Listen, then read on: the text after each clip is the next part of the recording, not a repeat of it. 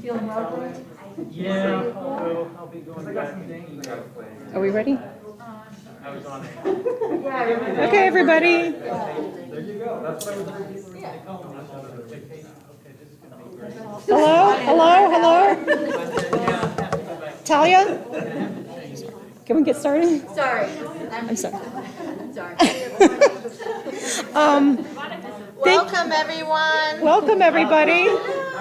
Thank you for coming. So this is our fourth and final information session on the Charter School Committee, but it's different from all the others in that I'm pleased to welcome Sylvia Paluxi and Shelly Rogers, who are both board members of Constellation Charter School. And they're here to present some information about the school, about their mission, and then answer questions. So without further ado, I introduce Sylvia and Shelly. Thank you very much. Hello. Good afternoon. Thanks for creating this space for us to come. And we are, as Beth said, 2 of 11 board members for Constellation Charter School.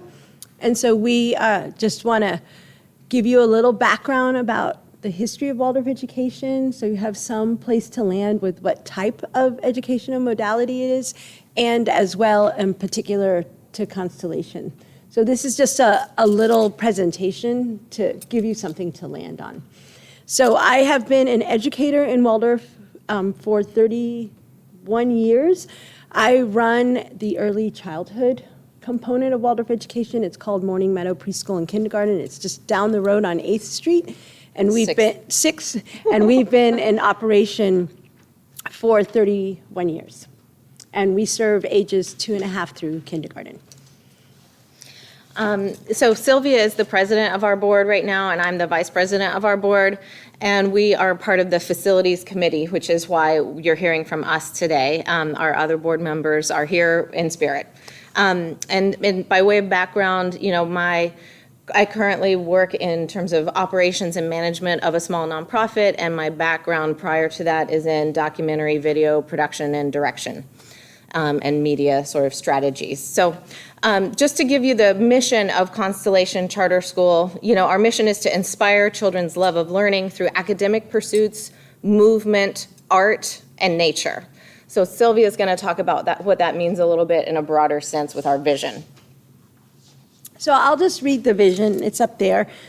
It's to provide a whole child educational experience wherein teachers, staff, and parents work together to support children as they move forward in their intellectual, emotional, and social development from 1st to 8th grade, working out of public Waldorf educational principles.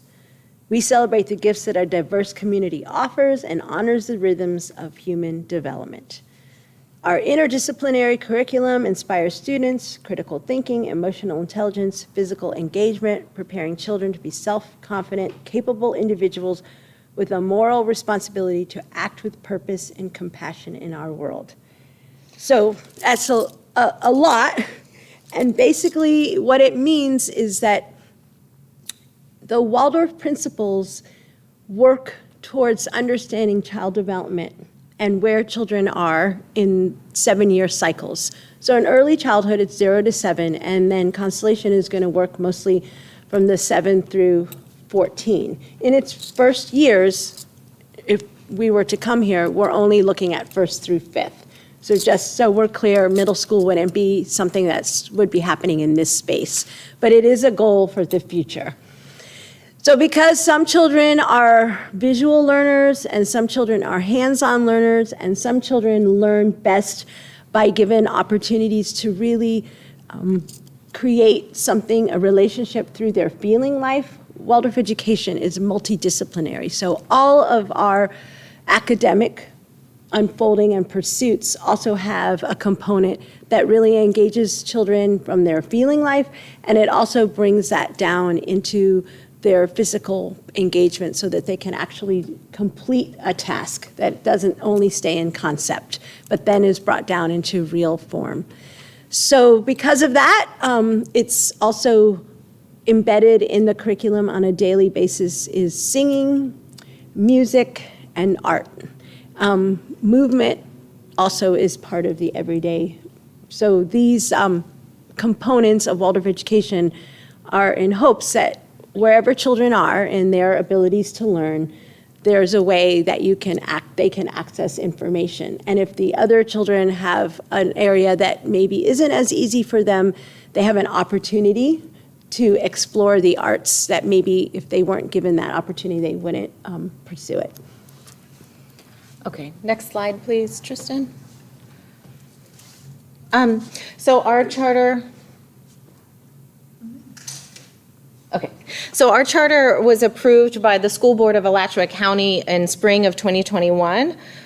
So it was a huge effort to get this application completed, but we had a great team, our board members, who basically put in a lot of their talents and sweat equity into creating this charter and doing a lot of research to go into it.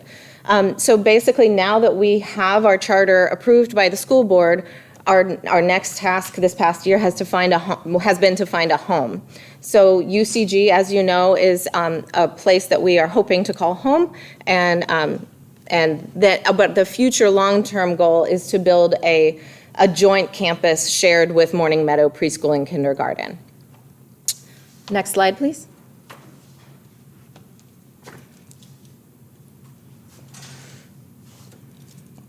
So we spoke a little bit about that earlier, but this is just to kind of bring down a little bit more concrete. Sometimes what we're hoping is that children are inspired to love to learn and not just to take down facts that they can recite for a test, and then as soon as they do, they forget about it. So Waldorf education is really trying to inspire lifelong learning, the curiosity to understand information for the sake of just understanding it. Because we are a publicly funded Waldorf school, we will have to comply with state standards, and the children will have to be tested. But they do give us the latitude to decide in which way that will happen. So one of the things that you'll hear in Waldorf education is head, heart, and hands. And Next slide, please. And what that talks about is children can learn through intellectual capabilities, and so we want to give them lessons that really support that conceptual learning. And then we want children to also have an emotional intelligence, and so that's where a lot of the arts come. And then physical engagement for them to be able to implement what they learn down into real time. So I share that with you because it's a little bit different than some educational models where we really spend most of the time telling children information and hoping to extract that information. And this way, we're trying to appeal to the whole child, that their way of learning is more than just one way. Next slide, please. So, you may ask, why do Alachua County Public Schools need an alternative? And it's precisely that institutions are built and designed to meet the needs of most people. But as we all know, not all people do well being served by these big, huge institutions. So the design of Waldorf education is to meet the needs of students who might not perform well in traditional schools. And oftentimes, unfortunately, the way that schools and institutions have been designed in this country, it also embeds a sort of sense of, inequality and inequitable access to teaching and information. So this slide will show you a little bit about the gap, the performance gap or opportunity gap in Alachua County between white students and black students. And you can see that many students, there's more suspension and out-of-school enrollment, enrollment and out-of-school suspension by race is higher in the black community than in any other community. Next slide, please. So because it's a publicly funded Waldorf school, there are a lot of private Waldorf schools, and for a while I worked at one as well called Heart Pine, and that school has since closed. And we look towards a public Waldorf education just to shore up these gaps that Shelly just spoke about. And if we have access, if families have access to publicly funded education, then right there it allows some families the opportunity to come to a different school versus just strictly a private one. So Waldorf education, the facts of other public Waldorf schools is that 15% of the graduation rate is increased, 6% suspension is reduced. Mostly, I think, because of the way that the curriculum is unfolded for children. It gives them the opportunity to be met where they're at and redirected in a way where you can support them to come back into form instead of only just working out of a disciplinary and punitive model. Next. Ask a question. Sure. I'm trying to understand that chart. Yeah, oh, sorry, can you go back one? Great. So yes, this chart basically shows you value added to student achievement in Waldorf compared to mainstream. So this first line in the dark blue is math, and then the lighter blue is ELA, meaning language arts. So that basically the comparison is that there's a greater value added in a Waldorf modality as compared with the traditional. Is the traditional shown? It is not shown, so I need to, I'll try to get, I need to get that. Well, maybe we can update this slide and send it out. I've got another question. How much what's the approximate percentage of funding you receive from public funds? I think that's a wonderful question. If y'all don't mind, maybe we could entertain questions at the end of the presentation. That might, okay, great. There's a spot for that. Yeah. when we- So, do you want to do history? So Waldorf Education is celebrating, it has celebrated 2 years ago its 100-year anniversary. It is an educational model that started in Europe and then made its way to the United States. It's the fastest growing alternative form of education in the United States, in Europe, it's in China, in South America, Central America, pretty much any country so far. Africa has a few schools on the continent as well. So it is well steeped, well researched, and has a long history of success. And then in Gainesville, I think it's in the next slide. Next slide, It's please. just to give you a little understanding of Waldorf education here in Gainesville. Just before we started this presentation, it's funny, I met two people in your parking lot and then one here whose children went to the old Waldorf schools. So it's funny to see how our worlds are colliding. But Waldorf education started here. It was a school that was adjacent to PK Young on Depot Avenue. It no longer exists. It was called the Dayspring Waldorf School. It dropped its name and then eventually just became the Waldorf School of Gainesville.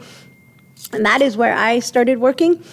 And that school started by a man named Dr. Hummel, who is currently a retired University of Florida materials scientist. And he came to Gainesville and was supposed to be here just a year. Turned out he stayed longer and went on to found Dayspring with another teacher. And then I started working there. And when I left the school, I started Morning Meadow, and another teacher who also knew Gloria from out in Morningside, her name's Wanda Hagan, she started Tall Pines, and we eventually merged Tall Pines, became Heart Pine, and that's the school I was referencing to. That was a private school.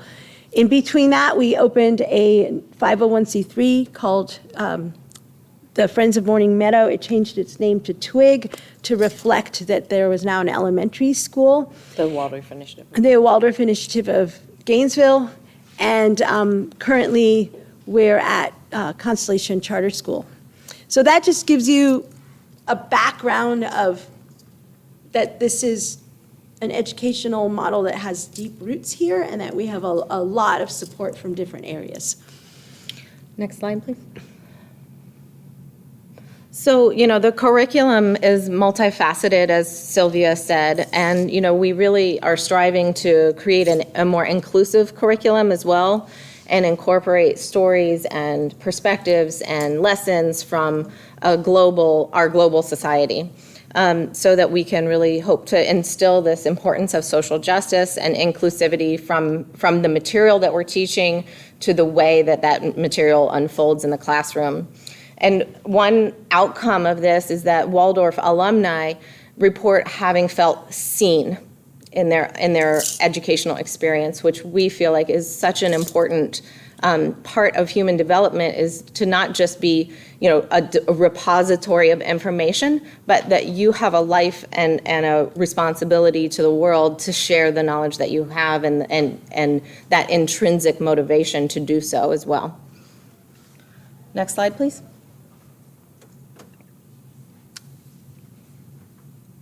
So the opportunity here is one that we are really excited about.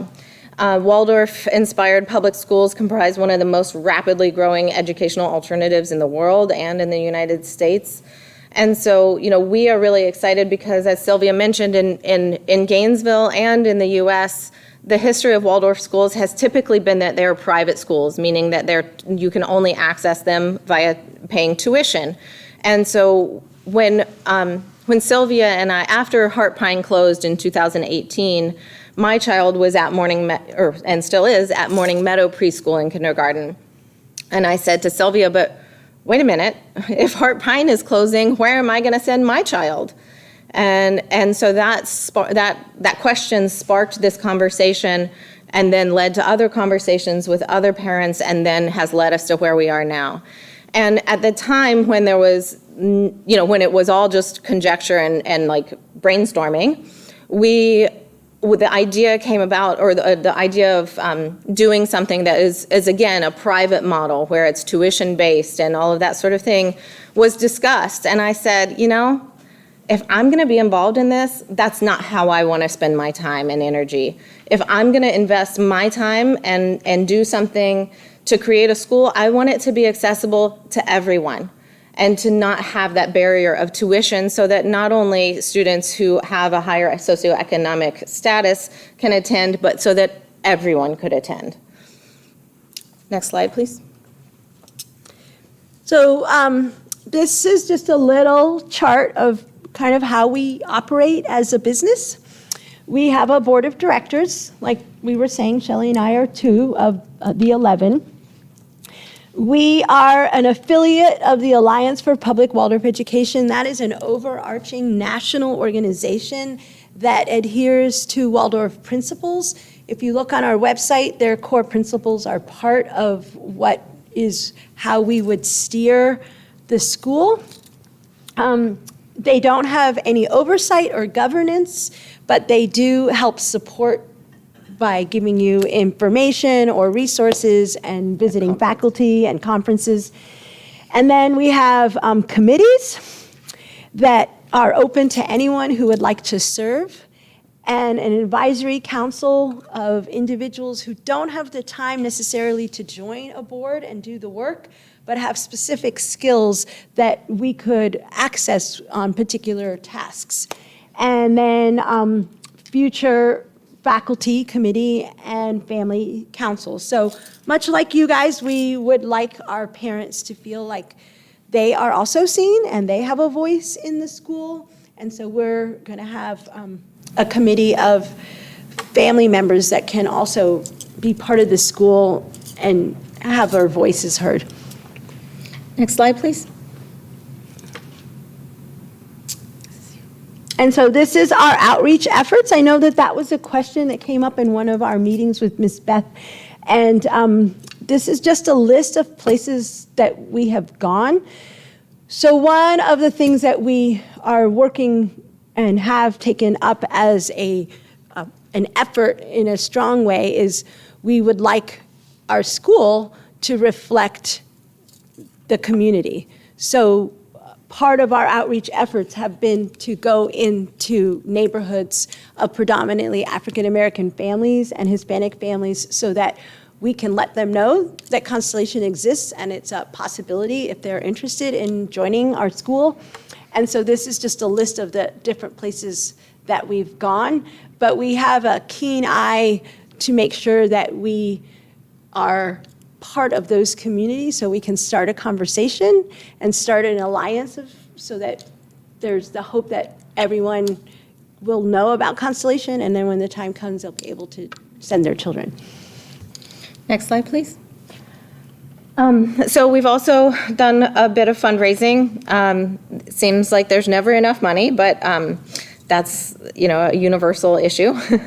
So we have a robust email newsletter list of almost 250 people. We have a strong social media audience. And we've done a number of events, some of them, with the pandemic, we've done sort of hybrid online and in-person small events, but mostly virtual. So we've done a couple of online auctions and things like that. And then, of course, once we have a home or a home base for our startup years, we will be able to do a lot more.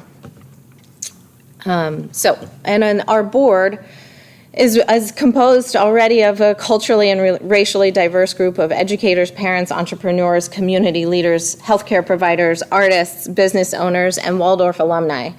And the thing that is really drives us all is that we have either directly or indirectly experienced the benefits of Waldorf education, either as students or as parents. And I got to tell you that our lived experience of having children in a Waldorf school is what drives us, because I really feel like the world would be better if more parents and families had access to this form of education, and that's what keeps me going. That's what motivates me to continue to do this, and I think a lot of us. Next slide. This is just something that we put together to share with you in our hopes that we could collaborate in a partnership. So we're clear that the opportunity to be here is a big call for all of you as a congregation, and it's not one that we take lightly. So I was telling somebody outside before I came in what a pleasure it has been to work with you guys. So however it lands, I really feel like you really you walk the talk.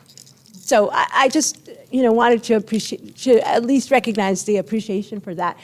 And if we're here, these are some of the things that we feel that we could offer you.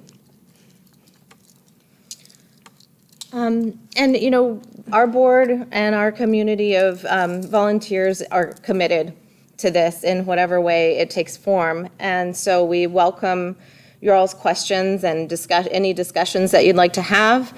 And we hope that you will partner with us to be able to open this school in fall of 2022. So yeah, maybe we can open that up. Can you go back one slide? I Certainly. heard what it was after I was. That one can stay up, I think. So I think now, if it's questions, we can take I know you had a specific question. The percent funding from public sources, county or wherever. Okay, that's fine. So all of this funding is actually, it goes, I think it's from the federal government, but it funnels through the state. And then from the state, it goes to the district, and then from the district to charter schools, minus 5%.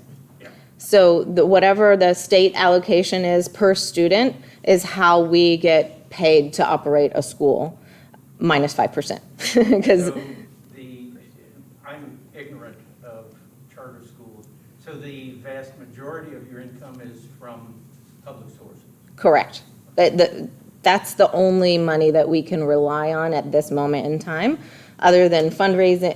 Fundraising is is an ongoing goal, and then also grants. So you may have heard there's a charter school project grant We applied for it last year and we were a finalist. You may see that in the fundraising slide if you have time to look at it later. But then the next round of applications is due on the 31st of this month, so this coming week, and we're applying for that again. The dilemma I'm grappling with, and I haven't reached a clear decision, is our public schools have been almost terrorized for decades of reduced funding. And although I support what you're wishing to do, I also have a little bit of pain that it would further diminish our per student funding in the public schools. Having said that, I don't want you to feel like I've made my decision, but it's a tough one, I think. And the fact that you're reaching into disadvantaged neighborhoods is good. And I think that solves one problem, but there is that dilemma. It's a that we always tension. face. It's a tension for Can I sure. ask I'm monitoring the online discussion. Absolutely, I'm uh-huh. having a hard time hearing the questions, so if you could just do a Sure. summary or repeat the question. So the question was about the funding allocation, and I answered that. Do I need to respond again? I think you're okay. Okay. And then the follow-up comment was, yes, it's a difficult tension to sort of navigate about the way people feel about it. Would it help if we removed our masks? Is that? No, I think I think It's it's, the microphone. Over there. it's a microphone, I think. Jean? I just have a comment about that because as a public school teacher for decades, I faced that same question over lunch with other teachers, but our school was overcrowded and there were teachers teaching in, in hallways and closets and storage rooms, and I taught for years in the centrum of the kindergarten class, which meant every time the kindergarten kids had to go somewhere, they walked through my class. And so the way I feel about this is that the public charter schools are funded per student at the same rate as the public schools. So if they have those children and we don't have to teach in closets, that's not necessarily a bad thing. We keep building new schools on the west side because the population is moving that way, or perhaps the new schools are drawing the population that way. I don't know. It's a chicken and egg kind of thing. But as a public school teacher, I never felt that my funding was reduced because there was Expressions or because there was Einstein or any of the other charter schools. My heart is with the charter schools here because they are grassroots and homegrown and they are not run by corporations. They're run by the board and the parents. And Micanopy has a charter school that serves that community so the kids are not bused for hours. And as far as the funding is concerned, 5% is withheld for administrative work that the county does, because this is part of the county's public school system. I Wait, also think it's. okay, let me just summarize that and then you can chime in. So just to summarize for the online audience, Jean, I don't know your last name, honestly. Miss Jean Cunningham, whose son I know well. She was commenting about her experience as a public school teacher, that she worked in overcrowded schools, and so the idea that charter schools may be diminishing the capacity of funding going to public schools is a complex issue, and that she feels like there is the support of the charter schools is not detracting from public school teachers. Is that okay? I also just wanted to quickly, because I don't know that everybody knows, but per student dollar allocation is less for charter school children than public school. I did not know. And so charter schools are required to have all the services of a public school and meet all of the children who maybe have special needs, but the actual dollar amount that you get per student is less, which is why charter schools are always fundraising. Excuse me, are always fundraising. So just so that you know, although we could be perceived as taking money from the public school sector, it isn't the same amount of money that the public school is getting funded for those children who are enrolled. I'll come to you in just a second. I just want to say also, with the previous superintendent who recently, there was a transition, we had a meeting with her about a year ago about our charter school, and, she was very intrigued by the Waldorf pedagogy. And, if we are successful, I think that we have an opportunity to influence the district as well. And there are district charter schools or even district magnet schools that could evolve if the district sees the value in what we do. I have a question online. How many other current Alachua County public charter schools are housed in churches? I don't have any idea. Repeat the question. Oh, yeah. The question is, how many other charter schools in the district are housed in churches? I honestly have no idea. Neither do I. Yes. Hi, my question may be very pedestrian compared to what we're talking It's about. okay. But I had a couple that were just bread and butter questions. I understand that the school will be given 12 parking spaces, and that the church is also able to give parking parking spaces to public. So we have this parking lot that is now being, and that there was something about some limited parking will come to the school when parents come or whatever. As a teacher who's knows how often parents come in and out of the classroom you want to have observations, you want them welcome, you want to have volunteers, I think. You want to have parent meetings, you want to have kids picked up if they're sick, you want to have kids dropped off if they're late. I'm very, very concerned about the parking situation because my name is Risa George. I coordinate the Food for Kids program for UCG, for Rawlings School, and we don't know where we're going to be next year. We have no idea right now. We're just starting to let volunteers in, but our population of volunteers, we have over 30 volunteers who are 95% are over 60 to 94.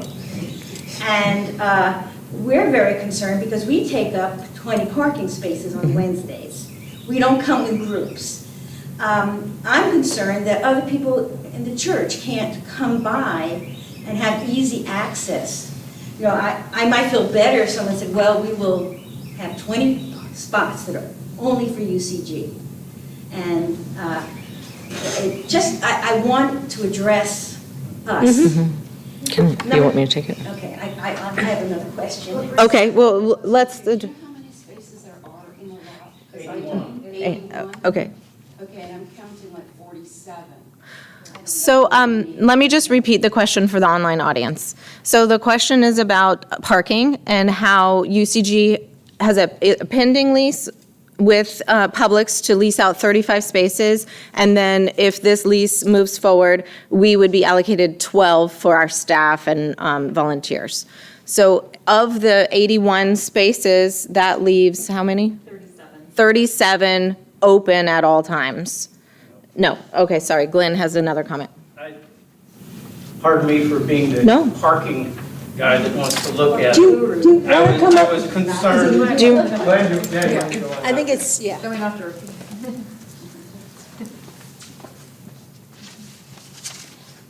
I designed parking lots for much of my career. It's not always interesting. 35 spaces for, potentially, for Publix. Charter school staff, staff, 12. I was allocating 15, thinking there would be an occasional parent. Risa, that is a concern. UCG ministers, staff, and the... Yeah, we park over here. No, we park over here. Oh, you do? Yeah. Excuse me. Okay. However, what concerned me in the lease is the general use, and I think my comment is similar, although my numbers can be off. My concerns are the times that I've been thinking of some of the committees and then something near and dear to us, which is the backpack program. I think we need to have a clear understanding. And while I've got the mic, let me also talk about the, I'll call it casual parking arrangement that we have. We don't have definitive parking spaces, so it's very easy for someone innocently or trying to squeeze in, or what happened yesterday at the memorial. I had probably 3 inches to get by a car that was parked that actually was in front of a tree that parked into the aisle. So my comment is, this is a casual, it's a informal parking lot that we will probably need to look at closely to make sure. There might be the need of parking stickers, a limited number as opposed to general use. And we're going to have, by my estimate, 3.5 times the number of vehicles parking 5 days a week. And that's going to be erosion to the parking aisle and probably dirt erosion to the parking spaces. So it will totally change, which is not necessarily your obligation, but for us UZG members, we need to understand that this is likely and deal with it in whatever way we should. So I was off some. Thank you. No. It's helpful to hear all the angles of concern. Do you, an additional comment? Is it on parking? Can we, okay, let's address this first. Do you want to go, or do you want, Beth, do you want to talk about it too? Because I think the committee has sort of sorted through some of this, and so I she. feel like I'm the one to answer more than you guys. So you had sent me your comments, Glenn, and we were definitely going to study them, and we are studying them. So part of the general use is the city requires access to a certain number of parking lots for their parking spaces for the zoning exemption, for the special use permit. So this is something we've been in discussion with, that for the city, they just want to know that there's like 30 general use spots that are exist. They don't have to be designated single use, just, thank you. I can answer this question, sure. Anyway, so that was a little bit, but in terms of practicality, 12 to 15, I think is what we're talking about. That if there was an event at the school that required more, that they would need to be in communication with us about whether that can be accommodated. Right. Because we have special or regular events such as Food for Kids backpack program that need to be accommodated. We have our Friday morning prayer group. See, when I'm not prepared, I just, I'm like, they're going to talk today. So, those things will be a conversation. There's not going to be 30 spots available for the school in any more than paper in terms of actual use, because we do recognize as a committee that parking is extremely important. As to the long-term effects on the parking lot, I think that's something we need to study as a church. It's more of, like you said, Glenn, a concern of the church, not of these folks, because it also has to do with our lease with Publix, which, maybe a year, probably not more than that, is how it's looking now. Is there any updates on that? I could add a couple. Do you want to go ahead? I got confused by what you said in terms of the numbers. So those 30 spots required are for general use, meaning they would be not allocated to the school or to Publix. Correct. So those are There needs to be 30 spots in the facility that are not designated, they don't have to be designated just for the school, but are there, that the building has 30 spots that are not. And let me you just could probably articulate too, like, here's the staffing picture. Why don't you stay there in case there's other Oh, yeah. committee questions? So there's just to give you a picture of like the 12 spaces that are allocated to Constellation in the lease, here's who would be there. There's going to be a principal, 4 grades teachers, and then, an assortment of volunteers, parents, and contract contractually engaged instructional personnel. So meaning they wouldn't be there all day, but just to come to do handwork or world language or, what's the other one? Strings, music. So, so those people wouldn't need a parking space all day, every day, nor would the parents. And honestly, the way that we've sort of grappled with this issue with the subcommittee is to talk about how we'll do drop-off and dismissal. So the way that we have discussed it is that it would be a loop running kind of constantly through the parking lot, so parents would not park to drop off their student.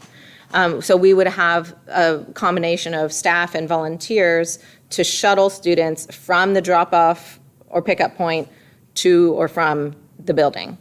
So that, I don't know if that helps assuage concern, but, and then the other thing is if the lease with Publix has not been signed yet, that's still an ongoing discussion of whether or not you approve that. And I also just wanted to let you know that we contacted the Lutheran Church up the street. And so although we cannot access their parking lot on a day-to-day, they're more than happy to allow us to use their parking lot for events that's overflow parking. So I'm just saying the parents are coming to their second grade child's play. They wouldn't park here at UCG. They would park at the Lutheran Church and then walk over and then go back and get their cars and go. Because we are aware that you're a very active church. And Beth was sharing with us that there are some folks that really can't walk far, and so they need to have access to the closer parking lot. So we're aware of that, and we're trying to mitigate that as a possible problem. And we also are aware that we would not be using the staff parking lot at all. Maybe for loading and unloading, but that's it. Yes. All right, I got it. Well, two- Oh, wait, you had another question. Do you want to? She also. And, oh, yes, sorry, you both had questions. I mean, philosophically, UCG is probably right there, but it's just the logistics. Yes. And I have a classroom question. As somebody who taught preschool here, or taught Sunday school here, how will UCG keep its enriched curriculum going? Will we have wall space? Will we have counter space? Will we have shelf space? I have to just say that Repeat the question. 1985, my son came, and he was in the 5th grade, and he said the teacher, Mickey Miller, had this incredible curriculum going, and everybody had to write what they saw God as. And it was beautiful, and my son wrote, "There is no God." And Mickey stuck it on the wall. And that's why a Jew and an agnostic has been here for nearly 40 years. Yeah. Everyone is really welcome. It's not just if you can put up with what's going on. So I want to make sure that those curriculum is those kids see it when they come on Sundays. The teacher doesn't have to start building it up again. So he said they could hear your question. Okay, so we met with your Sunday school director, Carrie, Razia, and I a few weeks back, and we walked through your classrooms, and we had a authentic, collaborative conversation. So it is definitely requiring flexibility on both ends, because we need to pack up our classroom and prepare it for Sunday school, and Sunday school then needs to prepare it for Monday morning. So part of what we discussed was having closet space where we could keep our materials, and cloth and tacks are pretty amazing. I've shared space in other facilities where I wasn't the predominant classroom person. So we were thinking that certain things didn't have to come down, but that we could maybe just put a cloth up, and then the cloth can come down.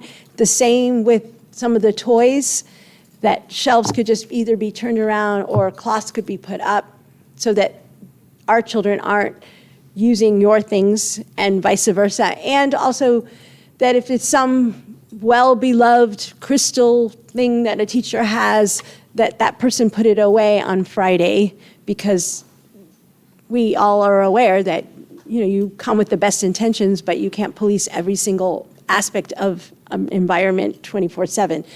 So we've had some of that, and then we've talked about you're not wanting to compromise your ideals as a congregation. So the only thing that we can't really have, and we would have to cover, because it is publicly funded, are messages about religion. That doesn't mean you have to take them down. It just means that we would have to cover them Monday through Friday and then take it down. Whether or not we as individuals would have an issue with it isn't really we have to comply with state regulations, and they have a clarity on a separation between them. But I know that your banners, like those kind of things, that's your church, and we are renting space in a very specific, and so it's not looked at that your entire church needs to change its footprint. We are a tenant in a specific area, and if inspectors come, that is where they're going to have their lens and not at what's happening around. At least that's my understanding. Okay. And actually, that was the follow-up. The person who asked the question about how many charter schools are in churches, they were actually concerned about the separation of church and state. Got it. So I think you... Great. You're something, okay, Jean, are you? No. No, I'm scratching. Okay. Kathy? I just wanted to know, this is a finance question.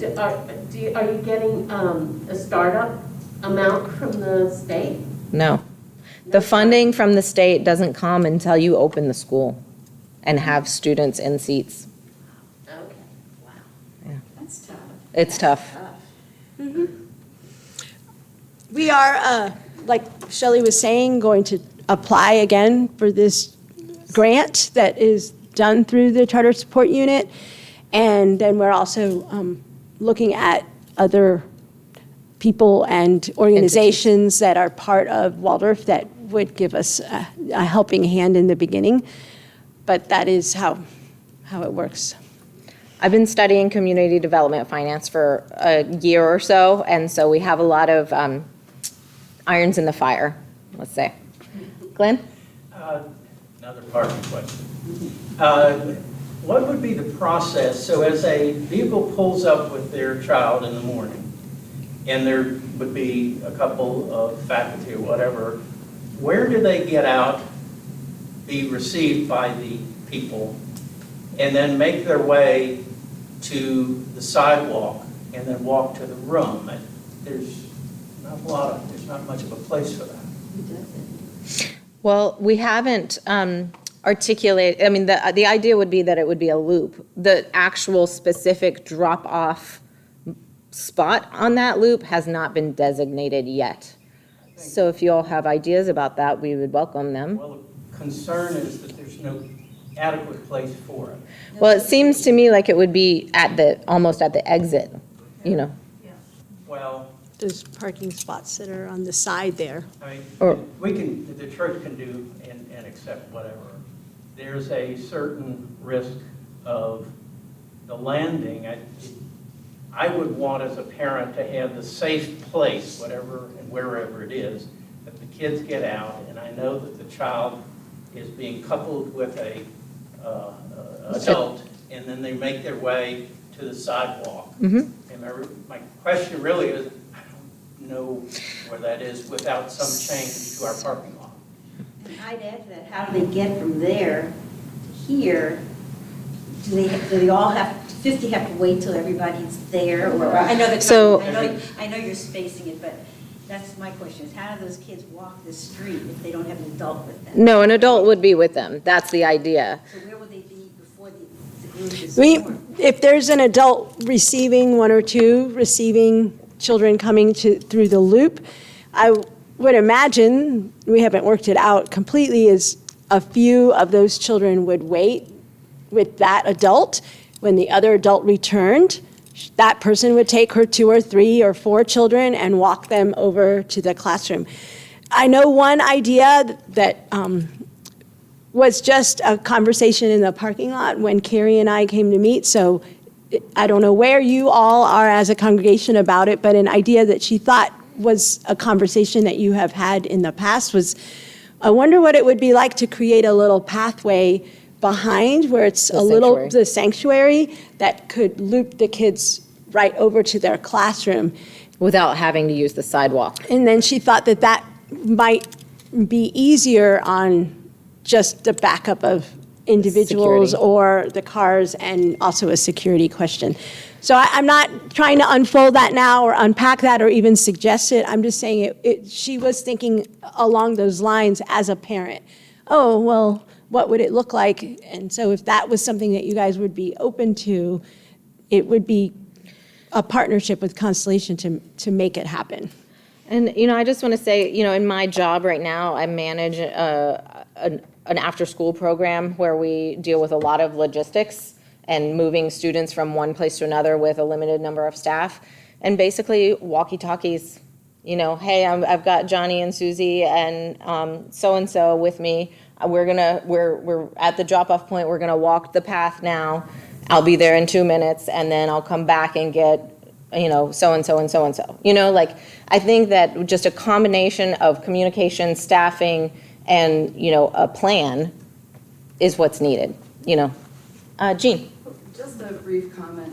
My experience has only been in schools that had 400 to 500 children. And so everything that you're talking about is relevant. The walkie-talkies are essential. Mm-hmm. But in this case, we're talking about a school of 98 at the max. So it's a little bit different. The safety concerns are still the same, but the scale is different. Mm-hmm. Yeah. Thank you for that point. Anybody else got a comment or question? No?